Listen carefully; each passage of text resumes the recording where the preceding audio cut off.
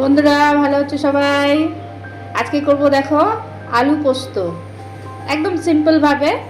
তার জন্য কড়াইয়ে তেল দিয়ে দিয়েছি, কালো জিরে ফোড়ন দিয়ে দিয়েছি, তেজপাতা দিয়ে দিলাম, একটা শুকনো লঙ্কা দিয়ে দিলাম।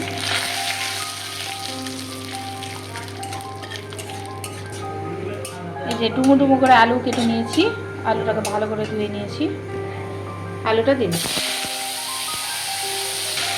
আলুটাকে হালকা লাল করে ভেজে নেব। আলু পোস্ততে হলুদ দিব না, হলুদ ছাড়া হবে, তোমরা দেখো। এদিকে মশলা করে নিব। নিয়ে নিয়েছি পোস্ত 5 চামচ মতো, আর নিয়ে দিয়েছি 5টা মতো লঙ্কা। তোমরা যে যেরকম ঝাল খাবে সেরকম দিও। এটা যেহেতু হালকা মিষ্টি মিষ্টি থাকবে, ঝাল হবে না, ওই জন্য বেটে নেব। এই যে আমাদের লঙ্কার পোস্তটা একদম মিহি করে বাটা হয়ে গেছে। আলুটা হালকা লাল হয়ে গেছে, লাল করে নেব। পরিমাণ মতো লবণ দিয়ে দেবো।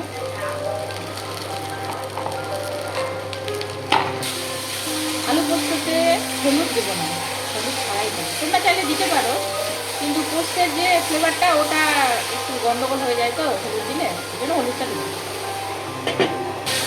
জল দিয়ে দেবো পরিমাণ মতো, আলুটাকে সেদ্ধ করার জন্য।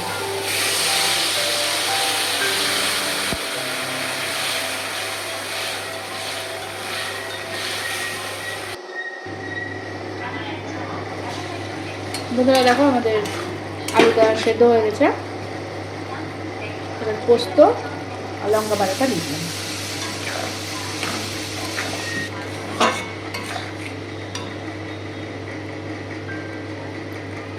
দুটো কাঁচা লঙ্কা ছিটে দিয়ে দেবো, তোমরা চাইলে দিতে পারো, নাহলে না দিতে পারো।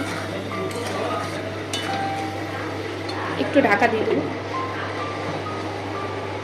এই যে দেখো একদম মাখা মাখা আমাদের আলু পোস্ত রেডি হয়ে গেছে। তোমরা চাইলে চিনি দিতে পারো, আমি চিনিটা দিলাম না, স্কিপ করলাম।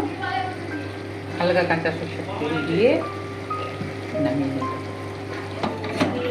এই যে আমাদের আলু পোস্ত একদম রেডি হয়ে গেছে, অনেক সুস্বাদু।